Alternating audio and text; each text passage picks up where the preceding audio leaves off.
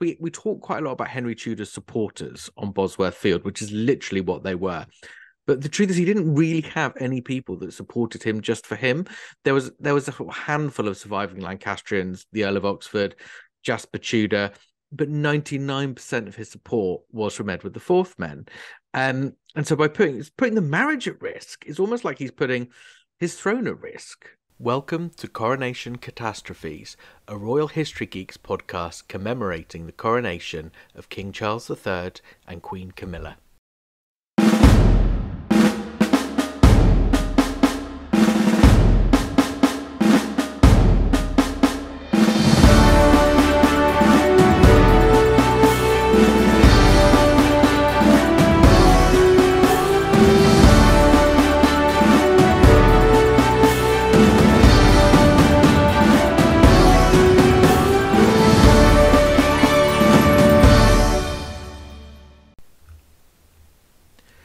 Henry Tudor was the most unlikely man to ever wear the crown of England. Born to an obscure schism of the beleaguered Lancastrian royal family in 1457, the teenage nobleman fled to the continent and the protection of the Duke of Brittany after the decisive victory of the rival House of York in 1471. As far as most people thought, he would never be seen again. All this changed in 1483 when Yorkist King Edward IV died suddenly and his brother Richard III took the crown that most believed belonged to his nephew Edward V. The young Edward and his brother Richard, known to history as the Princes in the Tower, soon disappeared.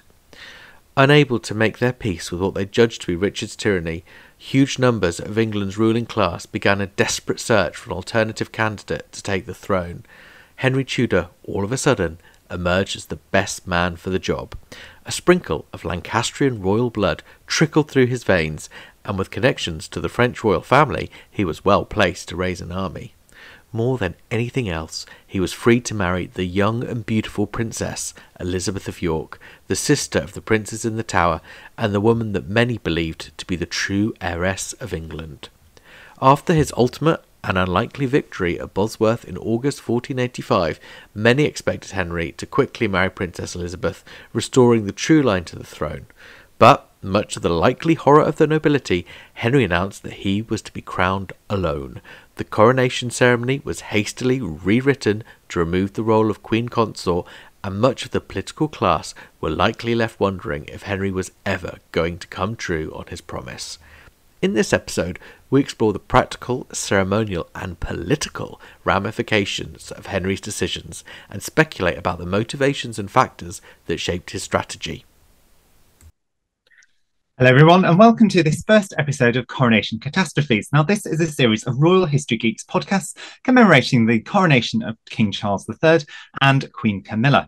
I am royal commentator James Taylor and I'm here today with Royal History Geeks creator Gareth Streeter. So hi Gareth, how are you doing today? I'm pretty good, thank you, James. No, I'm really good. I am really excited that we're sitting down and that we are recording this. For those of you, of course, won't know because why would you? James and I have been talking about doing something together for a while, and although we're both busy and although we thought we maybe didn't have time to plan as much as we'd like to, with the coronation coming up, we knew that we just had to do something podcasty around it. Podcasty. It's a new word. It's a new word. If you look into the dictionary, it won't be there, but that's because the dictionary is not as fast as my brain, which I think we'll agree is a societal detriment. But here we are, giving it a go. So we hope that you're all going to enjoy it. Yeah. Now we should say before we begin that by calling this Coronation Catastrophes, we're not suggesting that this coronation will be a catastrophe, nor that it'll be beset by a series of catastrophes. It's all going to go well, isn't it? Yeah, I really think it will. Obviously, there will be, for the people organising the day itself, there will doubtlessly be things that, you know what's like whenever you're organising something that you think, oh, hang on a minute, I wish that didn't go quite as I was imagining it to go, but I don't think the outside world will welcome. No, it's going to be a fantastic day. It's going to set up the new reign in style. The Coronation Catastrophes, I think, as far as you and I have seen it, is just a fun focus that helps us unearth some of the stories of coronations gone by and the politics and the dramas and the circumstances that surround them.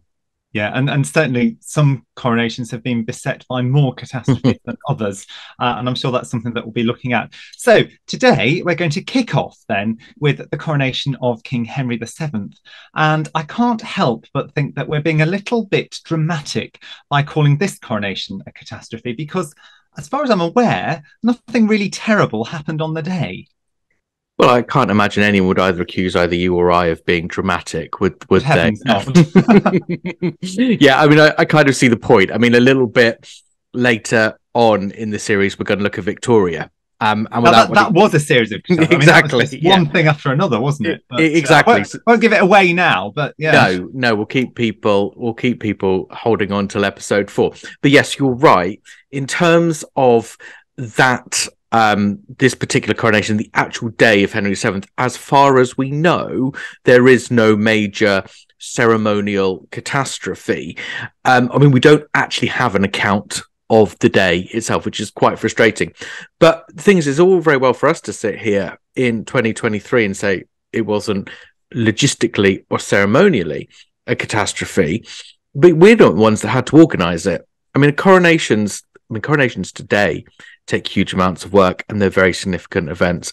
Coronations then took huge amounts of work, and they were even more significant events. The stakes were high and the pressure was on. You know, a coronation sets the tone for the whole reign. The people involved almost seal the destinies, or may have been perceived to seal the destinies of the people that are going to be influencers in that reign. And, you know, I just sort of have in my mind's eye a group of heralds and a group of churchmen and a group of people that would be in courtiers responsible for doing this thing. Oh, jeepers, Henry's just won. We've got another coronation we've got to organise. And then someone optimistic chap saying, no, don't worry, guys, calm down. We only did this for Richard III a couple of years ago. We wrote it all down, which they did. We know exactly what to do. It's going to be absolutely fine. And then in the last minute, well, I say it's last minute, we don't know exactly when it was they realised, but as preparations were well underway, they found out, actually, Henry's not going to be married. You know, there's going to be no queen. You cut the leading lady out of the ceremony, and actually in doing so, you cut half the cast out of the ceremony. That's big.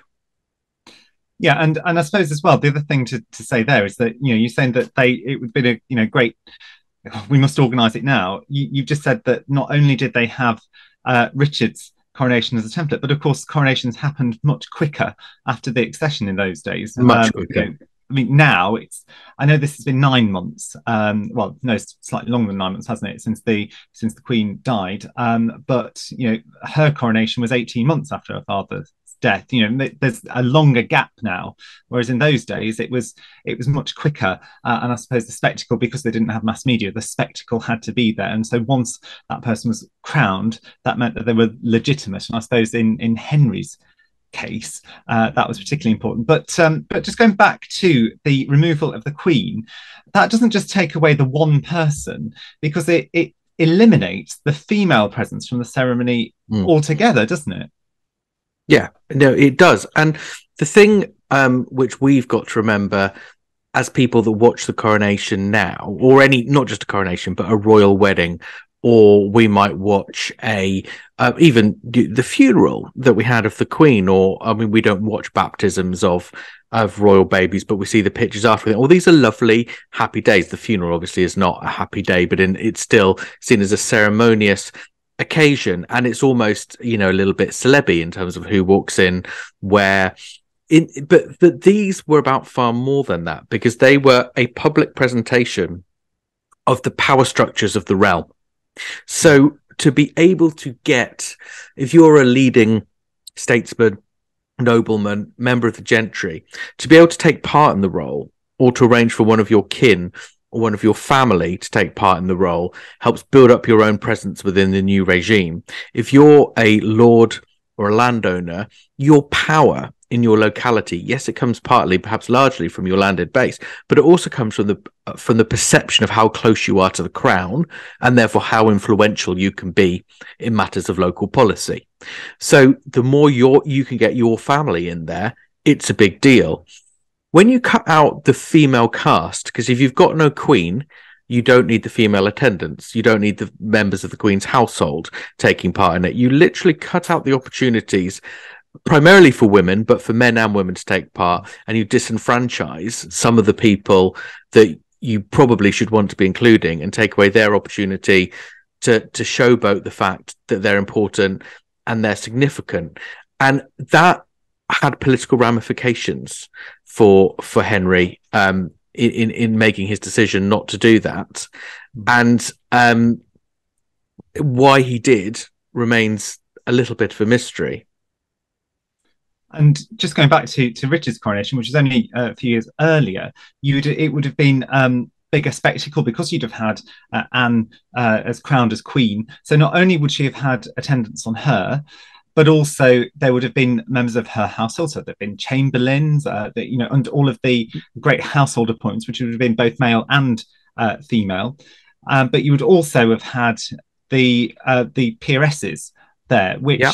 if it's a queen consort being crowned, both king and queen are being crowned together, then the peers would wear their coronets and shout "God save the king" at the moment of the king's crowning. If the queen is then crowned, queen consort is crowned, then all the peeresses would put on their coronets and shout "God save the queen" at the moment of the queen's crowning. But if it's only a king, those female attendants aren't there. Whereas if it was a queen regnant, then both the peers and the peeresses would put their coronets on at the same moment and shout "God save the queen." So it's significant, not only in terms of the number of people being cut in who would attend the ceremony, but also the people who would have influence or be in attendance on the queen, because there are only so many positions in the king's household. And I'm not suggesting that to be a member of the queen's household is necessarily a consolation prize, but it does mean that there are far more members of the gentry who would be included. And so by cutting that, you not only do you remove that, you remove those opportunities for people to have those positions in the household anyway, but also to be seen in splendour at the coronation. But you also cut significantly the number of people that would be attending as well. So that would have an impact. You do, and it's not just, it's also a real missed opportunity, because it means that Henry doesn't have the chance to make a statement that many would be expecting him to make. So if Elizabeth were being crowned with him, you would expect a bigger role for her family. And that is politically very important, because Henry, as we were saying, and maybe we should talk a bit more, just to remind people of the background to this, but Henry wins the throne primarily because of the support of the people closest to Edward IV, and therefore his affinity being inherited by his daughter Elizabeth and all their family. Had the people that had won the crown for Henry would have been expecting these people to play a high profile role in the coronation, because we don't have that account of it. We don't know how people like Elizabeth's brother, the Marquess of Dorset, we don't know what kind of role he played, but we can assume that Elizabeth's mother, Elizabeth Woodville, would not have played a particularly significant role, because what role could she have played in these circumstances? Princess Cecily, Elizabeth's sister. It is significant, I think, perhaps, that some 18 months, not even quite 18 months, just over a year later, it's these people that play a very significant role in Prince Arthur's christening, the first son of Henry and Elizabeth. We see, Elizabeth Woodville, not Henry's own mother, being the godmother. Princess Cecily is very high profile. Princess Catherine is very high profile. The Marquess of Dorset and his wife are high profile. So whether that's some compensation for something the House of York missed out on in the coronation, I don't know. But for people, they must have just been slightly petrified that an agreement that was made 18 months ago about Henry marrying Elizabeth York now risks not being honoured at all. And I suppose it's an opportune moment to remind ourselves of how we got to this point. So, very, very briefly and in a nutshell, Richard III seizes or is given, depending on your point of view, the throne Caesars. in 1483. And loyal supporters of Edward IV can't handle this overthrow and the probable murder of Edward's sons, the princes in the Tower. And so they desperately want to find a candidate to challenge him.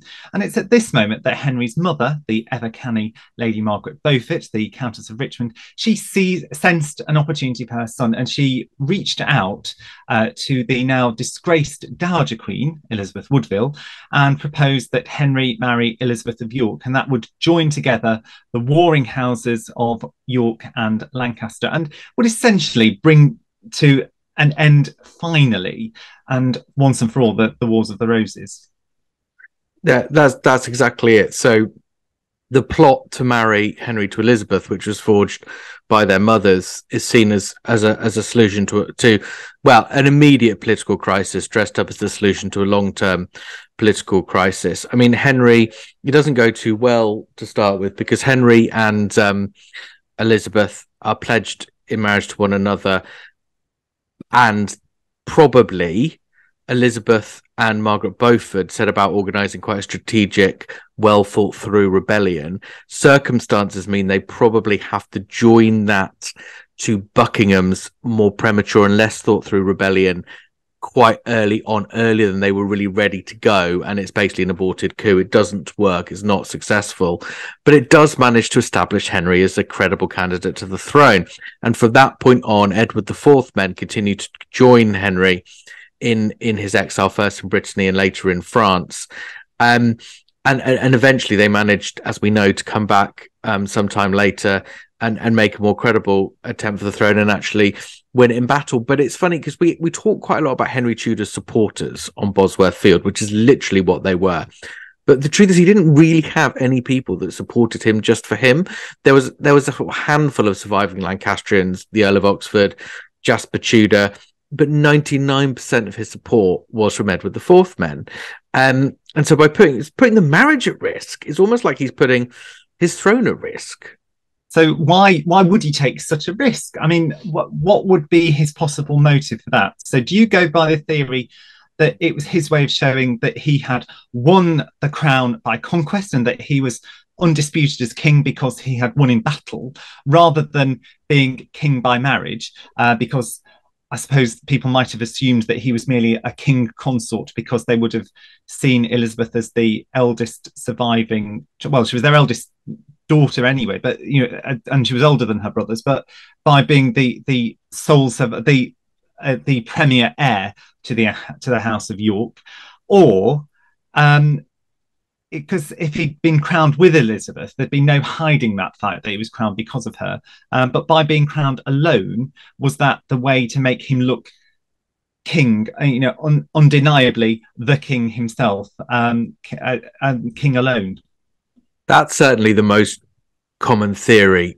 And it's kind of at the far end of the spectrum of one of the theories. I mean, I suppose most people accept that people don't do anything necessarily for one sole reason. There's always a bit of mixed motivation, but I think certainly people would generally interpret his delay in marrying Elizabeth as being about exactly what you've just outlined. This was not the crown matrimonial as far as he was concerned, which if that's the case, that's slightly extreme of Henry, because he wouldn't have been king consort in the sense that Elizabeth was queen and he was just the consort. He would have, by the common law of England, he would have assumed, if Elizabeth had just been a landed heiress, he would have assumed her land upon marriage and the power over that land. So the assumption would have been that he would have assumed authority. So he'd still have had that authority. But yes, certainly that emphasis on no, I won this crown in battle. I am not just here by right of my wife. I mean, surely was at least part of the explanation for his delay. On the other hand, there are those that argue he just didn't have any choice about the delay. So just to go back to Richard III, the dark days of Richard III, just to get a few comments going in the comment section. I am actually a member of the Richard III Society. Not many people know that. Probably many people don't care, because even though I do think Richard was a pretty awful king, to be honest, he probably did most of the things that people said he did, I do think the Society does some excellent research, and I thought it'd be interesting to learn more about it. But anyway, that's by the by. But yes, so back in the dark or glorious days of Richard III, however you want to look at it, he decided that Elizabeth and her siblings were all illegitimate because it turns out their parents hadn't really been married, and he had an act put through Parliament, which enshrined their illegitimacy, which is really a church matter, not really a parliamentary matter, but enshrined it in law and meant they weren't able to inherit property or inherit the throne and all those things that happens to poor illegitimate children. So you could argue that because her legal status was one of a bastard, there was no point in Henry marrying her straight after Bosworth Field, sort of picking himself up off the field, having a shower, putting his suit on and heading down to the chapel, and her in a white dress. There would have been no point in that because she wasn't at the moment legally a princess of England. She was the bastard child of Edward IV. So the theory, when you look at it, going sort of this end of the theory, would be, well, you've got to get Parliament first of all to reverse the status of Elizabeth and her mother and her siblings. Well, to call a Parliament, you've got to have a crown king. To have a crown king, you've got to have a coronation. So you could argue that rather than taking a very stingy view of what Henry did, he was putting things in their logical order. Plus, they were cousins, so they did have to wait for papal dispensation to come through. Now, that does sound a bit generous on Henry, I think. Yeah, I think it probably does. I mean, I do, because I think, Henry, when you say, oh, well, he had to follow due process and there were laws, it's like yes and no. I'm not saying I don't think there was any consideration, but Henry himself was barred from the throne. It didn't stop him seizing it. And if you look at Henry IV's usurpation of Richard II, again, they found ways around that. They did manage to call a Parliament, even though there's no, they sort of did the name of Richard II. But I think if he'd really wanted to marry her early on, these barriers were overcomable. Maybe I suppose as well, you'd say that possession is 9/10 of the law, and if he was sat at the throne, then even if he didn't have that by the Parliament and whatever, he could probably have got round it. Well, he could, because there are examples of when, is there really a king to call a Parliament, where the Lords will spontaneously all get together in a general council and plead with Henry to come and take the throne, and all this sort of stuff. So we've seen these sorts of acts of theatre before. So I think they are. A law's a piece of paper, and Henry had the support of the political communities. I think it would have been overcome. Maybe the dispensation was a bit trickier, but actually he didn't have the full dispensation when he did actually get married. So again, I'm not entirely sure that we can go down there. Also, in that first Parliament before he married Elizabeth, they passed a succession act that left the throne to his descendants, not his and Elizabeth's descendants, his descendants. He was making a point. He would have, if he'd had a child, and this might be one of the reasons he never marries after Elizabeth of York's death, but if he had a child with anyone other than Elizabeth of York, except maybe one of her sisters, I don't think that child would ever have had a chance of holding the throne. So, and I expect he knew that. So again, I said it's theatre, and it's probably a refusal to accept it's the crown matrimonial. I think he was making a point. But I guess the question. Sorry, I'm just sort of thinking. It's like I've been absorbed back into 1485, and I'm there watching. I'm one of the gentry watching this display in Parliament. But I think it was, the question is, was this all just a piece of theatre, or was he actually ever serious about going it alone?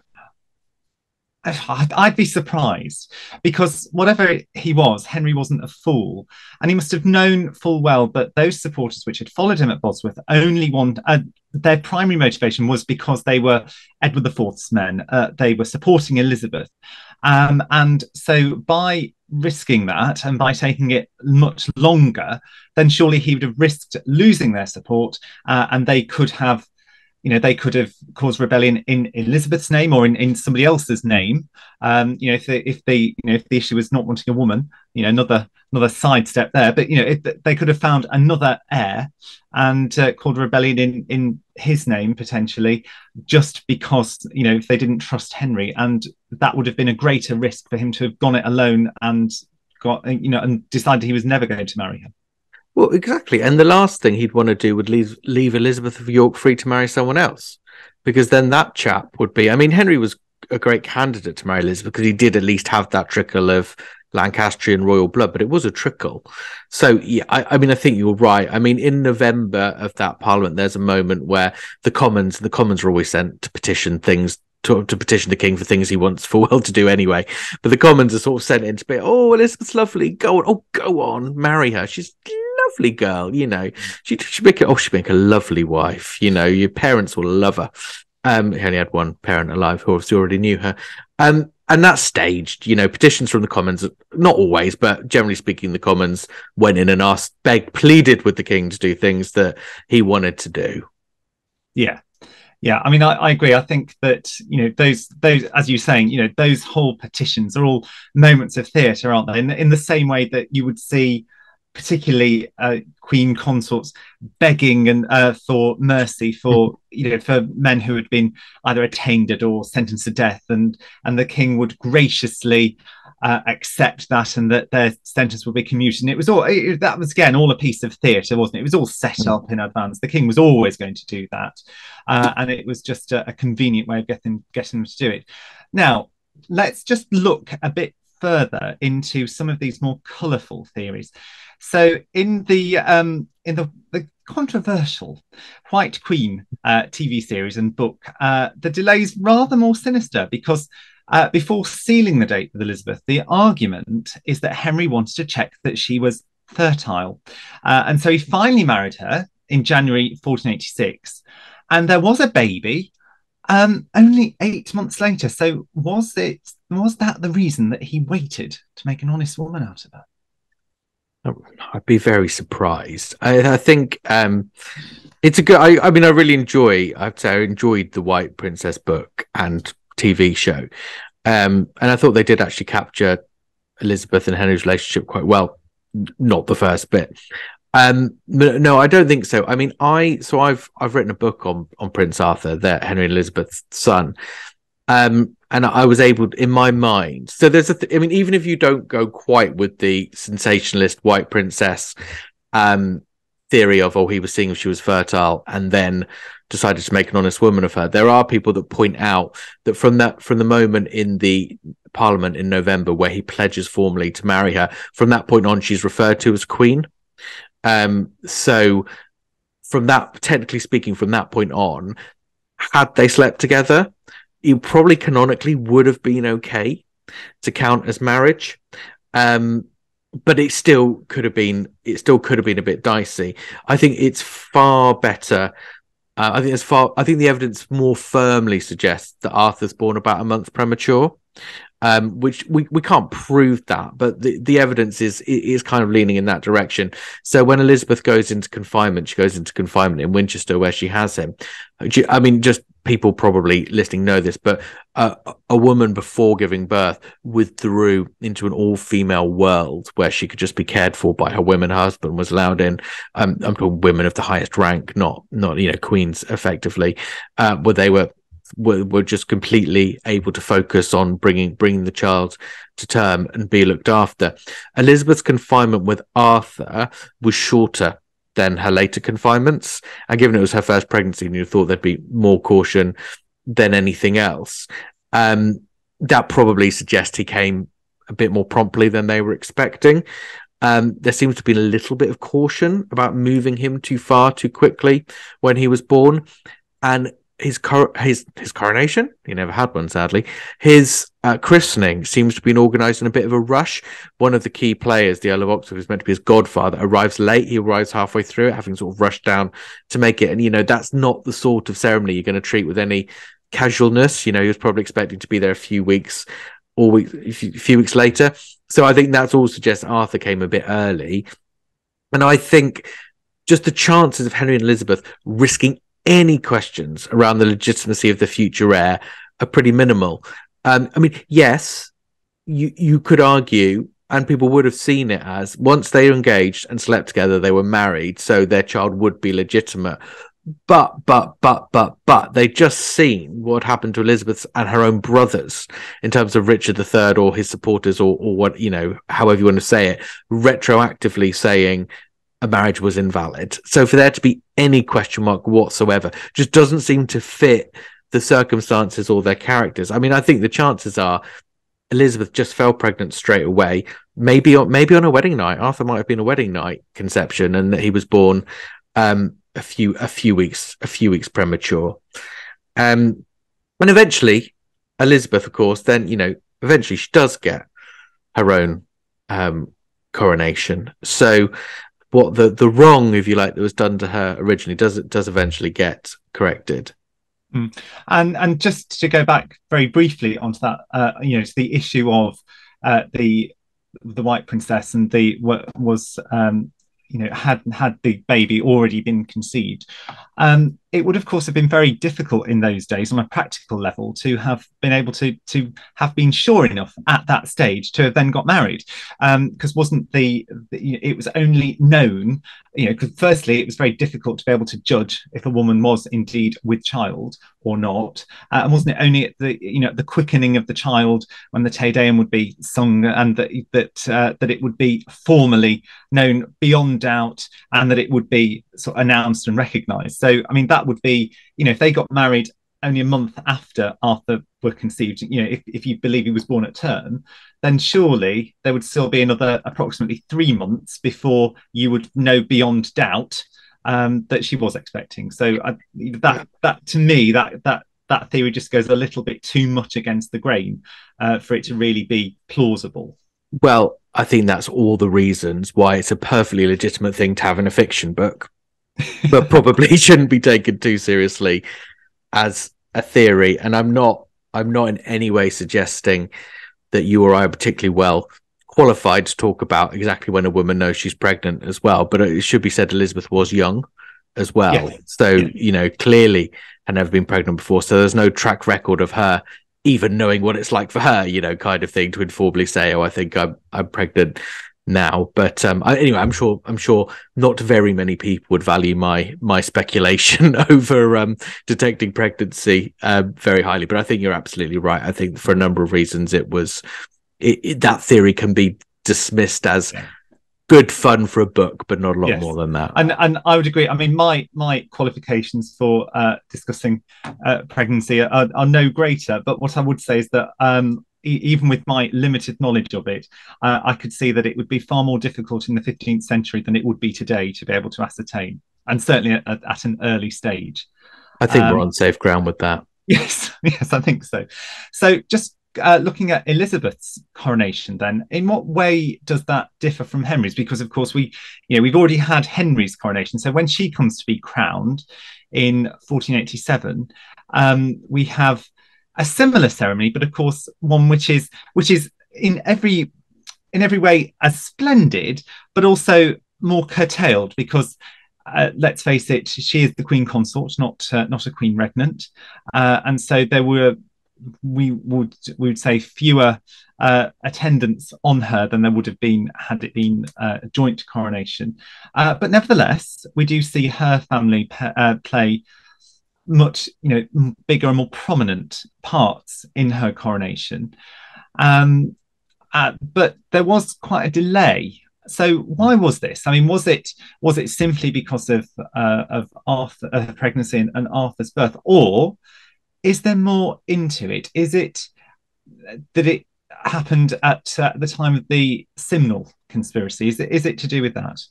Yeah, big question.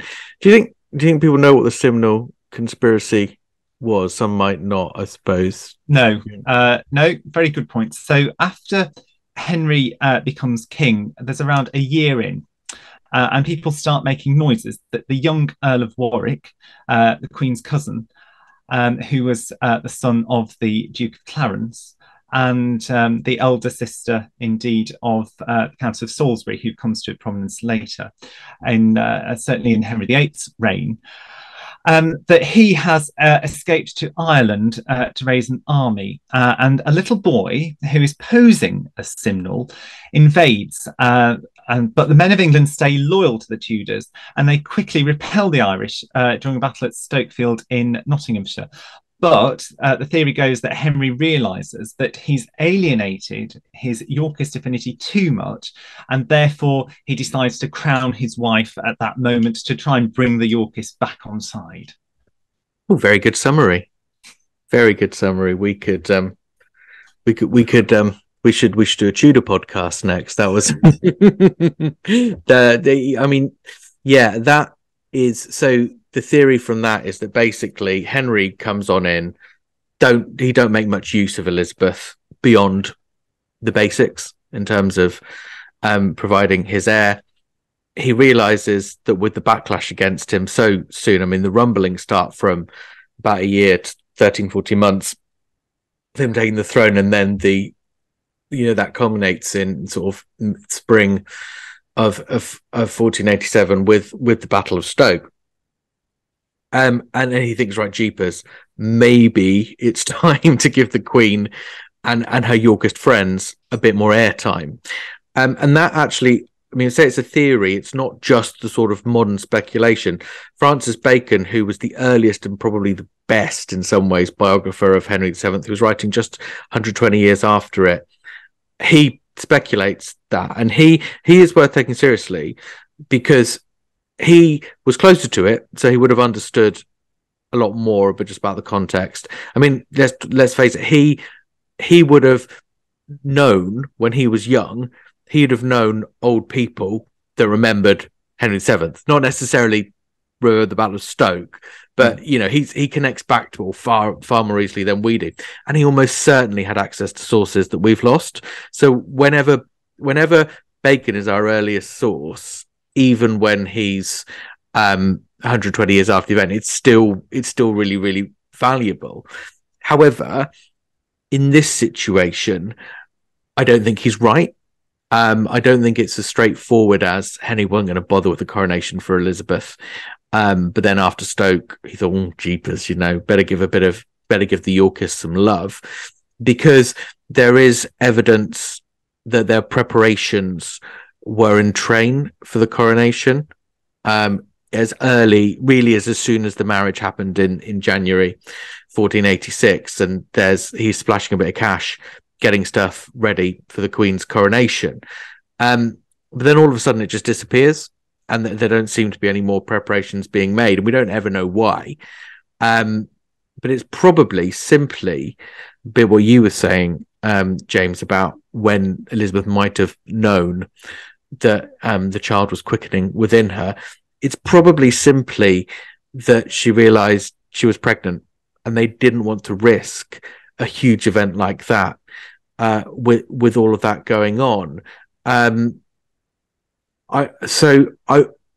mean, pregnancy, I should just say, and the reason I'm hesitating is because, of course, Anne Boleyn was famously in the next century crowned visibly pregnant. So I'm not saying pregnancy. Well, visibly or not visibly. I mean, they talk about the whole folds of her robes hiding her state, but yes. Yeah, there's very little hiding it. Yeah. I mean, so I guess what I'm saying is pregnancy doesn't have to be a bar. People weren't squeamish about pregnancy then, and what a shame that they saw a woman's role as this limiting, but that was the role of the Queen, was to create an heir for England. So it's not a squeamish thing, but we know Elizabeth had pretty awful pregnancies. So she was probably ill early on, and they probably didn't want to put her through, or the child through it. That would be my best guess. Yeah, because there certainly weren't as squeamish to say, that came in sort of with the Victorian period, wasn't it? With women having to withdraw and not be seen for, once they got past a certain stage and it was going to be visible.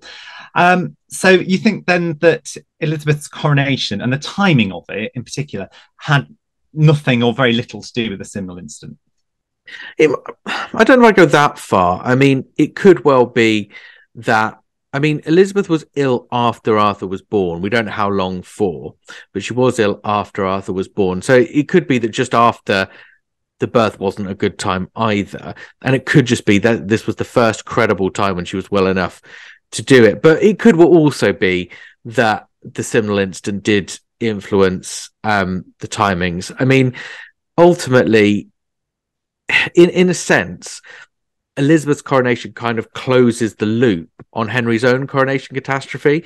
If it was a catastrophe, whether inevitable or not, whether necessary or not, to infuriate the Yorkists by not involving Elizabeth in a more prominent way, by not honouring that marriage commitment straight away, then it could be and then he did have repercussions, by giving Elizabeth such a splendid coronation. I mean, it's such a shame that the account of Henry VII's coronation doesn't survive. And it's unusual as well, because Henry VII cared about preserving history. He commissions a lot of history, and most of the early big events of his court are really well chronicled in really amazing detail, including Elizabeth's coronation. But we can't compare it to Henry's because his doesn't exist, which is really frustrating. But it's big, how it compares to Henry's, we don't know, but it's big. It's a big day, and it's pushed for maximum visibility.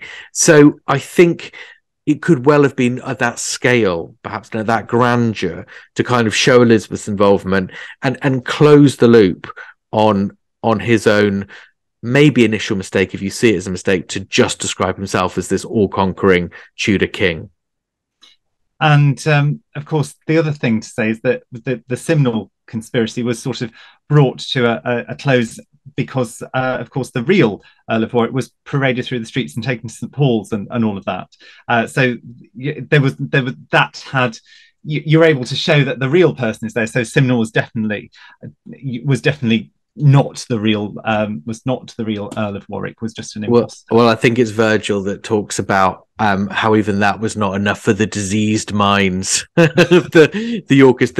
Virgil, they're not always impartial, but probably not as biased as people make him out to be. Writer of history, I think, is lucky that Henry did have the real Earl of Warwick in his possession, because that presumably stopped any counter riots or anyone while he was off at Stoke dealing with the army. That stopped any rebellions in London sort of creeping up and pulling the rug from under his feet.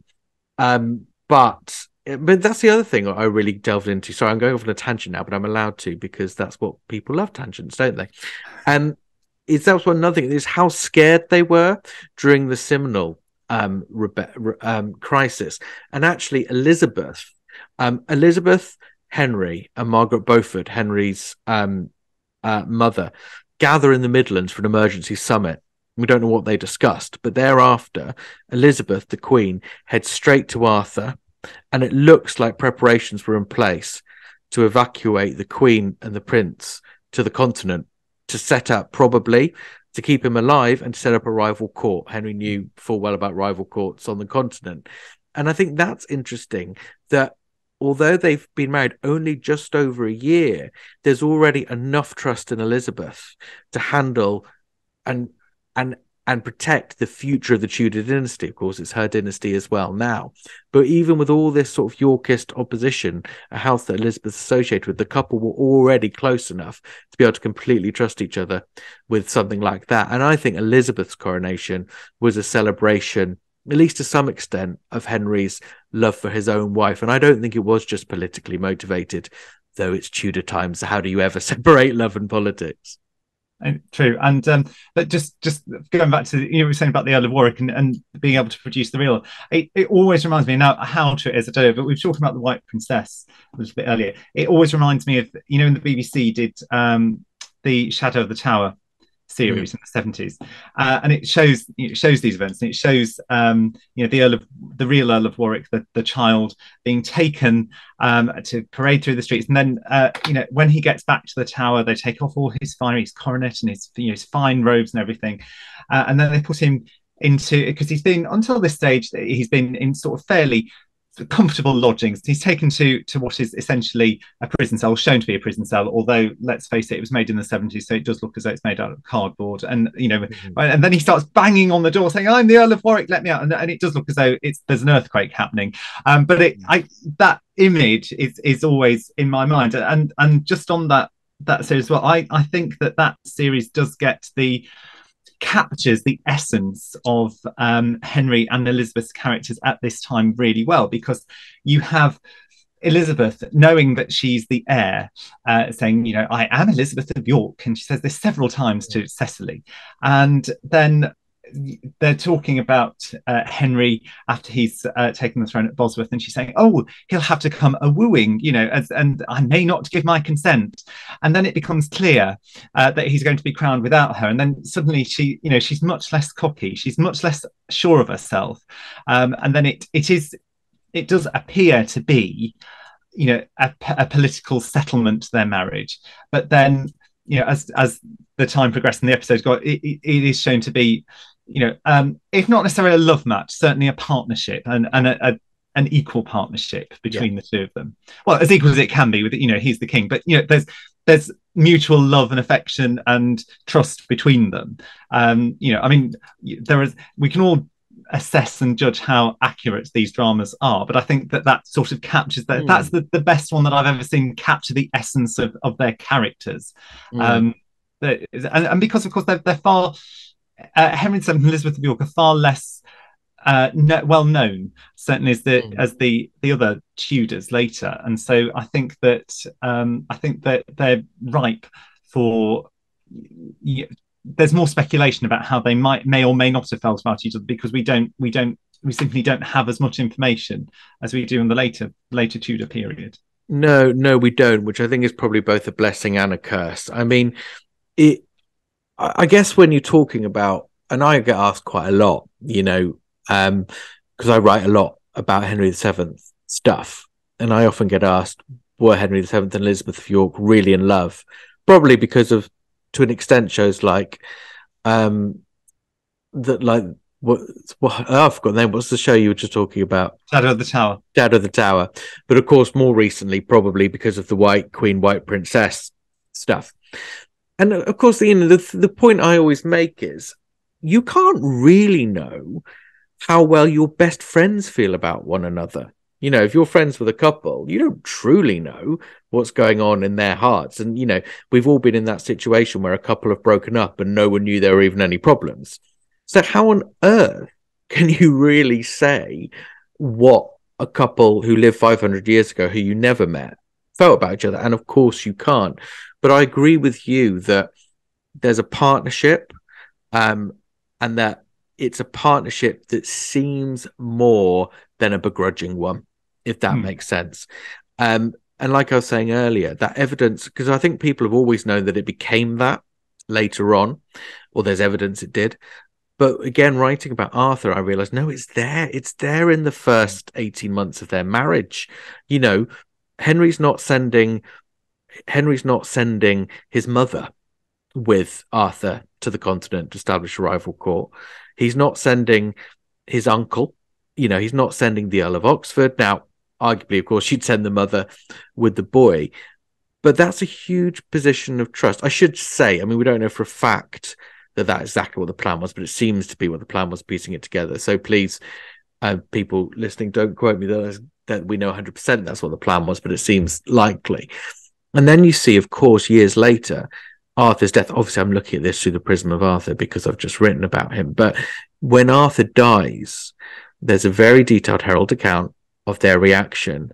It's emotional, it's moving, it's personal. And Elizabeth comforts Henry by saying, we are still young enough to have more children, which you could look at as quite cold, but I don't think that's the right way to look at it at all. It's about trying to put your best foot forward. And she later goes into her chamber, then completely collapses. She comforts him, then she goes away and can finally grieve as a mother. But when she says to him, we can have more children, she knows what she is saying, which is that she will put her life at risk, because having a child is a risk for any woman in the early 16th century. She's had terrible pregnancies, and it looks as if the couple had made a deliberate decision to start having children in recent years because her last one seems to have been particularly hard on her. So she knows she's getting into her late 30s. Which, of course, isn't, you know, even though she says we're still young, that's not young by Tudor standards. It's still relatively young by today's standards, but by Tudor standards, that's quite old. She means it's possible, you know, she's not. And and she knows the risk, and it's huge. Now, yes, that's a dynastic commitment, but just the fact that she's thrown her whole self into what I call Project Tudor, this new dynasty for England, that in of itself is telling. But to think that there's not a human aspect to that, I think, would be to deliberately take a cold hermeneutic on the available sources, shall we say. Yeah, and I suppose the other thing to say about Elizabeth and her character is that even though there is that Yorkist support and it never entirely dies away, there will always be certain sections who are sympathetic to the Yorkist cause, who accept Henry begrudgingly. She never does anything to court their support. She never does anything to act outside the king's interest, outside the king's sphere of influence. She doesn't try and attract attention of herself. She doesn't, she's I suppose if one were being cold-hearted about it, one would say that she becomes entirely supplicant to her husband, but I'm not sure that it is entirely that. I think it's more likely that she realizes that although yes, there would be some power, it would throw the whole nation into disarray. She's lived through rebellion and war, and she probably doesn't want to see all of that again. It's more of a realpolitik rather than necessarily she's having to become entirely to lose her own character or anything like that.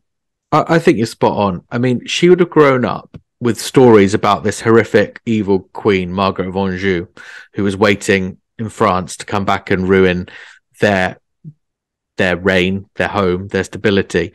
And she would have heard about she was a terrible woman because she dominated her husband and all the rest of it. A historian would know that Margaret of Anjou had no choice other than to dominate her husband because he was entirely inactive. And then she would have seen, to a less extreme extent, but still to a very real extent, her mother's own more dominant style of queenship, which she may have, we don't know, she may have attributed to part of the problems with what went wrong and that led to the destruction of her brothers. She may have done, because it was a reluctance to see her mother's family take power that caused Richard to get some early political support. Richard III, I'm talking about. So Elizabeth's heard these horror stories. She's seen a style from her mother that she may have questions about, although maybe she doesn't. And it wouldn't surprise me at all if she just thinks this isn't the way to get the kind of stability that we want. And of course, I know we can only speculate because the sources aren't necessarily complete, but the relationship between Elizabeth and her mother at this stage, it doesn't seem to be. I mean, they're in contact, and even after Elizabeth leaves court, she's not. She doesn't cut off ties with her, but they don't seem to be particularly close. She doesn't seem to model herself on her mother and her mother's style. She definitely doesn't model herself on her mother. No, and it doesn't appear that they are especially close later on. They are in contact. She's not. Elizabeth Woodville isn't cut off completely, but it seems far from a close relationship. Yeah, I mean, I kind of agree with you. I mean, I think we don't know. And it may just be the impression that we get, and it may be. I mean, of course, why does Elizabeth Woodville get cut off? Well, it's so that the king can give her money to his wife.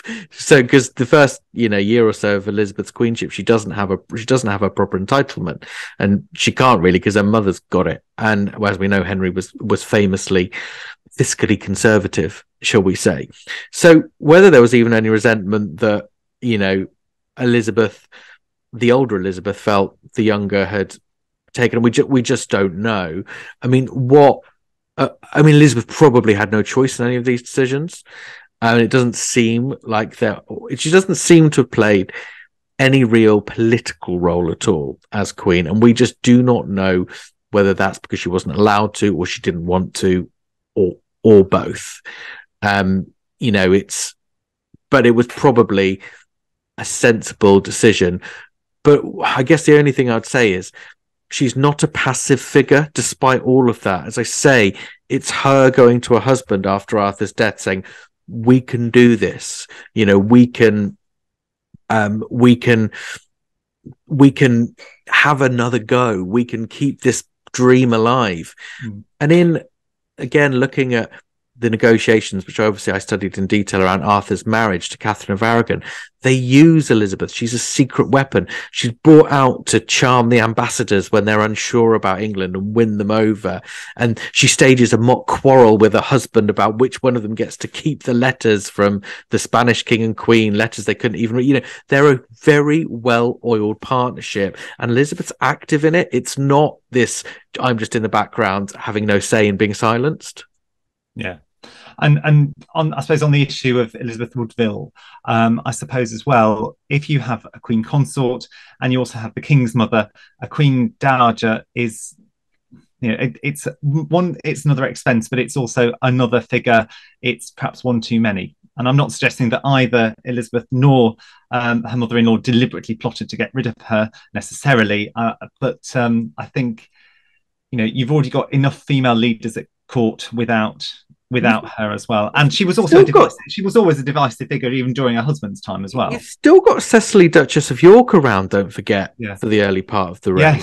Yes. And she's not doing a lot. But what I thought was quite interesting when I was going through the records in quite a bit of detail when I was writing my book, and I think the 3 times in the first 18 months of the king's reign, he has to intervene to protect Cecily's landed Cecily, Duchess of York's landed interest, and he's obviously happy to do that. But he will have known from his mother and from his uncle and from others that Henry VI's kingship, who they all revered as a saint, but revering him as a saint was probably a clever way of not drawing attention to his qualities as a king. But one of the big problems with his regime is how much patronage and land and wealth had flown to the centre and around a few cronies close to the royal family. Now, I'm not saying that's what motivated him to think and be fiscally prudent with members of his wife's family, but I suspect he did rightly recognise that monarchy needed to be solvent and efficient for some of those reasons, and lots of hangers-on in the royal family certainly didn't help matters. No, I mean that would certainly have complicated things, and certainly, you know, there are too many competing voices for the king's attention, and for prominence and preeminence at court, and so having, you know, a slimmed down monarchy, which we hear a lot of at the moment, it does have its advantages in terms of not only does it mean that you can have that fiscal prudence, but it also means that there are not too many people competing either for the king's ear nor for popularity among not just the commons, but I mean even just among the nobility. You're not. But then again, I suppose the risk is, as we were saying earlier, that the fewer leading members of the royal family, leading members at court, means that there are then fewer positions for those members of the aristocracy, and then you get the disaffected members of the aristocracy who become slightly less loyal. I'm not saying that they would necessarily want to stage rebellions or anything like that, but they're not at court regularly, they're not necessarily involved in court ceremony, court ritual, so they become more disaffected, a bit more disinterested in all of that. So they're not then during the bad times, they're not necessarily there for you to call on their loyalty and their support. So it is a fine balancing act. Well, I think that's quite an important point, because I think it becomes quite clear to Henry quite early on that Elizabeth Woodville is someone he can get rid of without causing much grief.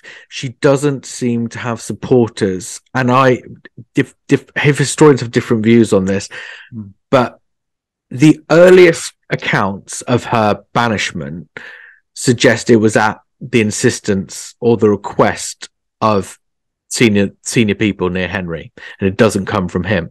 As we were saying earlier, it's quite easy to get people to request you to do something you want to do.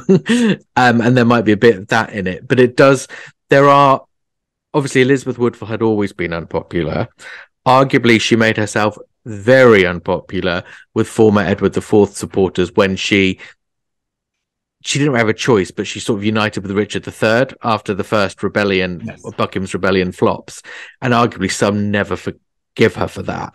And it's sort of a popular thing to do to get rid of Elizabeth Woodville. It's quite hard to know whether that's true, but it's certainly a credible interpretation of the events of 1487.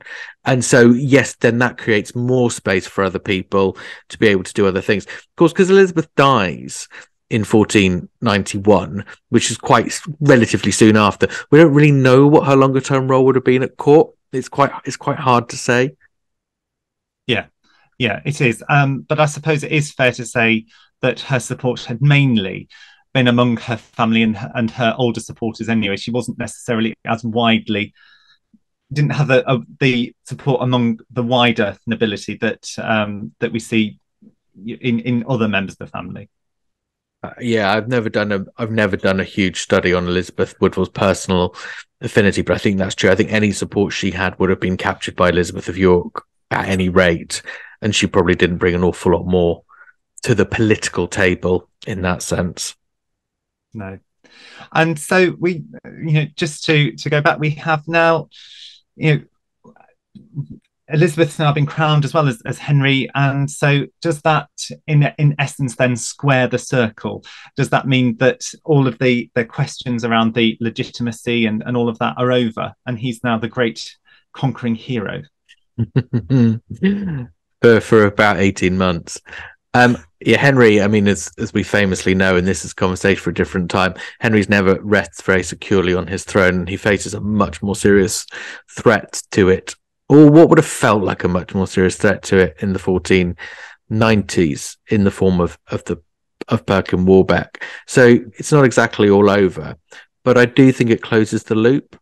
Those concerns that were opened by his coronation catastrophe of, cut the consort, which is what this episode is called, any fears that does open probably do get largely satisfied with the crowning of Elizabeth of York. So his problem begins with the coronation, and it probably is cured by one. Okay. Well, in curing that probably seems a good time to draw all this to a close. It has. Well, I hope everybody is very excited about listening to episode 2. We shall announce details. But what should people do if they want to comment on this wonderful episode? Well, do drop us a comment on social media. Please let us know what you think. We will read them, all of them, we promise. Both of them. Yeah, but no, so please let us know what you think, and look out for episode 2 of Coronation Catastrophes, which will be coming very soon.